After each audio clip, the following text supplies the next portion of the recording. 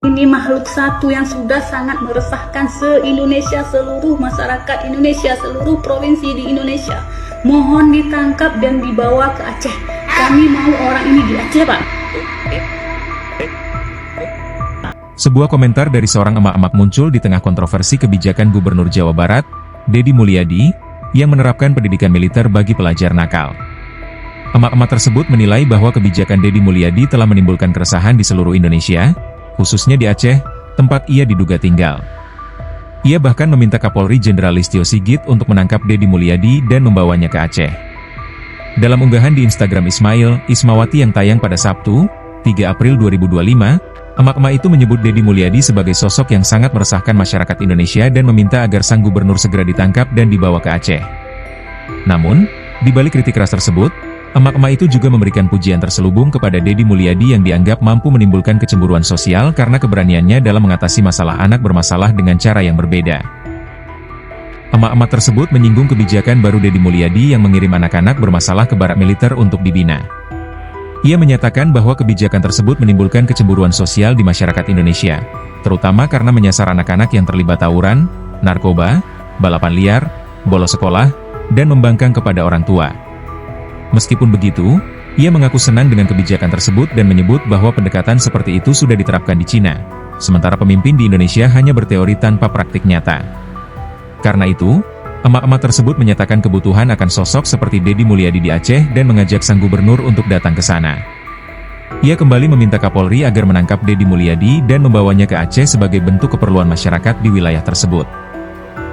Selain kritik dan pujian terhadap pendidikan militer, emak-emak itu juga mengapresiasi usulan Deddy Mulyadi mengenai program makanan bersubsidi sebesar Rp15.000 per anak yang dikelola oleh orang tua.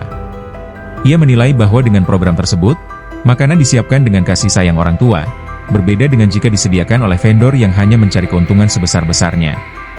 Kebijakan pendidikan militer yang digagas Deddy Mulyadi memang menuai pro dan kontra di masyarakat. Beberapa pihak menganggapnya sebagai solusi untuk membina anak-anak bermasalah, sementara yang lain menilai pendekatan tersebut terlalu keras dan berpotensi melanggar hak anak. Meski demikian, Deddy Mulyadi tetap optimis bahwa program ini dapat berjalan dengan baik dan memberikan dampak positif bagi generasi muda di Jawa Barat.